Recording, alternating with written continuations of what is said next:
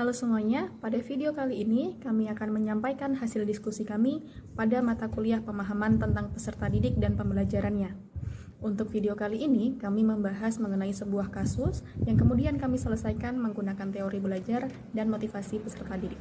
Anggota kelompok kami terdiri dari 8 orang. Yang pertama Anissa Puspitasari, yang kedua Aryani Nurfitria, yang ketiga Arif Nuryanto, yang keempat Ayu Rahmadanti, yang kelima Dinda Yulia Putri, yang keenam Gustia Anggit Ayu Sandra, yang ketujuh Im Fatma Intani, dan yang terakhir Indi Ingrid Rinaldi. Pada kesempatan kali ini, kami membahas sebuah kasus yang dialami oleh seorang peserta didik bernama Robert. Robert berusia 16 tahun dan memiliki sedikit minat di sekolah. Saat ini, Robert tinggal bersama bibinya dan kita sudah tidak bisa lagi menghubungi orang tuanya.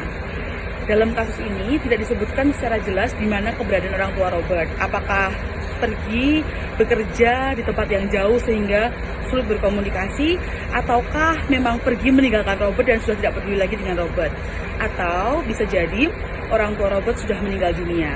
Tetapi yang kita tahu, Robert tinggal bersama dengan bibinya dan tanpa adanya orang tua. Untuk menyelesaikan kasus ini, kami menggunakan teori kebutuhan, teori belajar, dan teori motivasi. Pembahasan lebih lanjut mengenai teori-teori tersebut akan dijelaskan oleh rekan-rekan saya. Berdasarkan kasus yang diuraikan sebelumnya, maka kami berhipotesis bahwa Robert mengalami neglectful parenting. Nah, ciri anak dengan neglectful parenting ini menurut John Westantrock adalah kurangnya kemampuan pada anak untuk mengontrol dirinya sendiri, tidak cukup mandiri, dan tidak termotivasi untuk berprestasi. Jika dilihat dari teori kebutuhan yang digagas oleh Abraham Maslow, manusia memiliki kebutuhan yang bertingkat-tingkat, dan untuk memenuhi kebutuhannya, manusia perlu memenuhi kebutuhan dengan tingkatan yang paling rendah terlebih dahulu, sebelum akhirnya memenuhi kebutuhan-kebutuhan yang lain yang berada pada tingkatan lebih tinggi. Dalam hal ini terdapat 5 tingkatan kebutuhan, dengan yang paling rendah tingkatannya adalah kebutuhan fisiologis, yang kedua adalah kebutuhan rasa aman, yang ketiga adalah kebutuhan sosial, yang keempat adalah kebutuhan penghargaan diri, dan yang terakhir adalah kebutuhan aktualisasi diri. Jika dikaitkan dengan kasus Robert, untuk kebutuhan yang telah terpenuhi adalah kebutuhan fisiologis, meliputi kebutuhan atas makanan, kebutuhan atas pakaian, dan kebutuhan atas oksigen atau semacamnya. Kemudian untuk kebutuhan yang kedua yang terpenuhi dengan baik adalah kebutuhan atas rasa aman, baik secara fisik maupun psikologis. Untuk kebutuhan rasa aman secara fisik didapatkan oleh Robert melalui tempat tinggalnya bersama dengan bibinya. Kemudian untuk kebutuhan rasa aman secara psikologis adalah kebutuhan yang terpenuhi melalui sosok bibinya sebagai orang tua asuh Robert. Sedangkan untuk kebutuhan yang belum terpenuhi adalah kebutuhan sosial, yaitu meliputi kebutuhan atas rasa cinta, kasih sayang, dan juga rasa kepemilikan. Karena pada kasus ini, Robert tidak memiliki orang tua asuh kandung yang memberi arahan atau memberi tuntunan pada dirinya. Seperti itu. Kemudian, dikarenakan kebutuhan sosial ini belum terpenuhi dengan baik, maka Robert tidak dapat memenuhi kebutuhan yang lain yang berada pada tingkatan lebih tinggi seperti kebutuhan atas penghargaan diri dan juga kebutuhan aktualisasi diri. Berangkat dari kebutuhan sosial yang tidak dipenuhi dengan baik pada kasus Robert ini, maka solusi yang kami sampaikan sebagai kelompok adalah bagaimana caranya untuk memenuhi kebutuhan sosial terlebih dahulu. Solusi yang kami sampaikan ada 2. Yang pertama adalah melalui pendekatan personal atau personal approach, dan yang kedua adalah melalui pengelolaan kelas atau classroom management. Untuk pendekatan secara personal dapat diterapkan dengan melakukan pendekatan secara langsung kepada Robert dan orang-orang terdekat di sekitar Robert. Sementara untuk pengelolaan kelas adalah bagaimana seorang pendidik dapat menciptakan suasana belajar yang positif sehingga meningkatkan semangat belajar siswa di dalam kelas. Selanjutnya adalah teori belajar. Teori humanistik selaras dengan keyakinan kebutuhan Abraham Maslow, yaitu motivasi lebih ditekankan kepada kemampuan pertumbuhan pribadi siswa, kemerdekaan untuk memilih sifat-sifat yang positif. Teori ini sangat erat dengan pemenuhan kebutuhan menurut Abraham Maslow, di mana peserta didik memiliki kebutuhan dasar yang harus dipenuhi terlebih dahulu sebelum kebutuhan yang lebih tinggi dipuaskan. Solusi yang diterapkan adalah personal approach. Personal approach atau pendekatan personal menurut Dimyati dan Mujiono adalah kegiatan mengajar yang menitik beratkan pada bantuan dan bimbingan belajar masing-masing individu. Pendekatan personal berhubungan erat dengan teori humanistik, di mana teori tersebut menekankan pada emosi dan perasaan, komunikasi yang terbuka antara siswa dengan guru atau sebaliknya, serta nilai-nilai yang dimiliki oleh setiap siswa. Selanjutnya adalah alur pendekatan dalam kasus Robert. Dalam kasus Robert, peserta didik yang berusia 16 tahun, pendidik dapat berperan sebagai manajer yang mengkomunikasikan dan menuntun Robert untuk memahami konsekuensi atas apa yang telah dibuatnya. Jika pendekatan personal dengan Robert dirasa kurang optimal atau belum optimal, maka pendidik dapat melakukan pendekatan personal dengan orang-orang terdekat Robert. Dalam kasus ini, orang terdekat Robert adalah bibinya. Hal ini dilakukan untuk mengkomunikasikan bahwa Robert mengalami penurunan motivasi belajar sehingga memerlukan keterlibatan bibi untuk meningkatkan motivasi belajarnya. Salah satu caranya adalah dengan memberikan afeksi dalam upaya pemenuhan kebutuhan sosial. Hal ini juga dilakukan sebagai upaya pendidik untuk mengetahui informasi tentang peserta didik secara holistik untuk menentukan strategi belajar dalam pengelolaan kelas.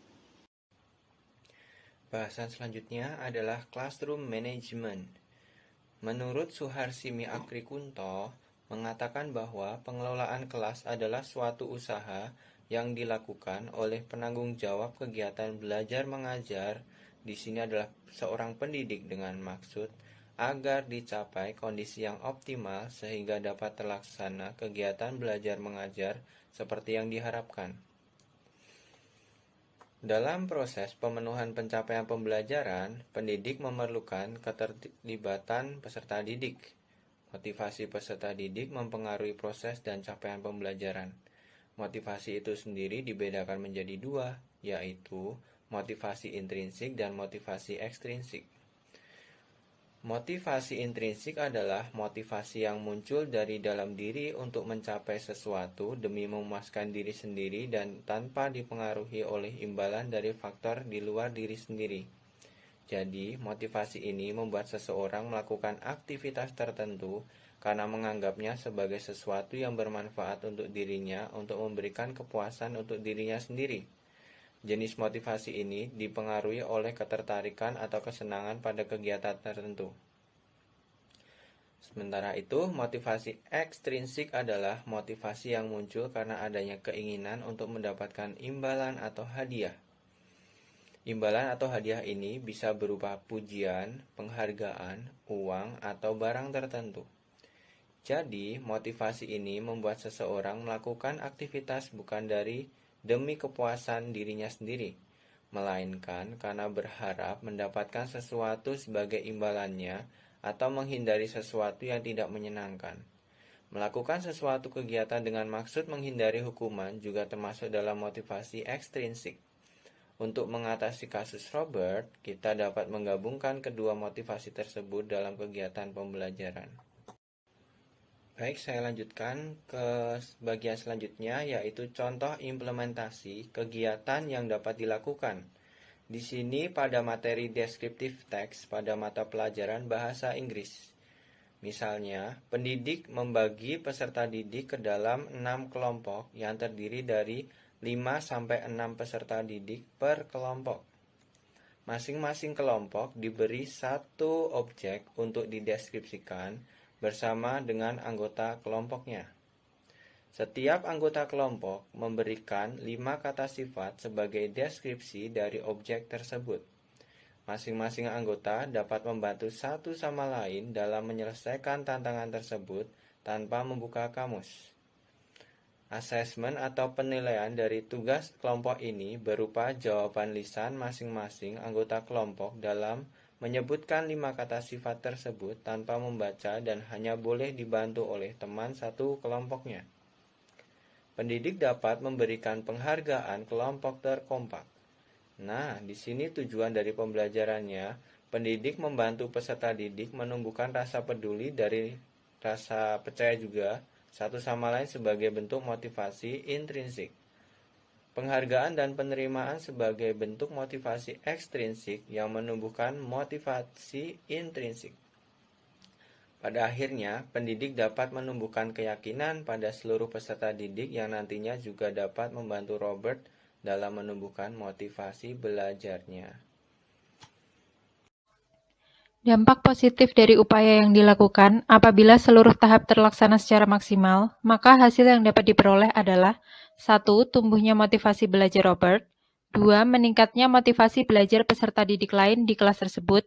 3. Terciptanya lingkungan belajar yang positif dan suportif. 4. Meningkatnya kepercayaan orang tua atau wali peserta didik terhadap sekolah. 5. Terjalinnya kerjasama antara sekolah dengan orang tua atau wali peserta didik. Dampak negatif dari upaya yang dilakukan, yang pertama, apabila dalam pelaksanaannya salah satu tahap tidak dilaksanakan secara optimal, maka hasil akhir tidak tercapai dengan optimal. Dan yang kedua, apabila dalam pelaksanaannya terdapat pihak yang kurang kooperatif, maka hasil akhir tidak tercapai dengan optimal. Hasil akhir yang dimaksud pada poin kedua adalah tidak tumbuhnya motivasi belajar Robert. Dalam kasus ini, untuk menumbuhkan motivasi belajar Robert, kami melakukan 2 tahapan. Yang pertama adalah pendekatan personal atau personal approach, dan yang kedua adalah pengelolaan kelas atau classroom management. Kesimpulannya, kedua tahapan tersebut baik dilakukan untuk menumbuhkan motivasi belajar Robert. Cukup sekian video kali ini. Terima kasih dan sampai jumpa.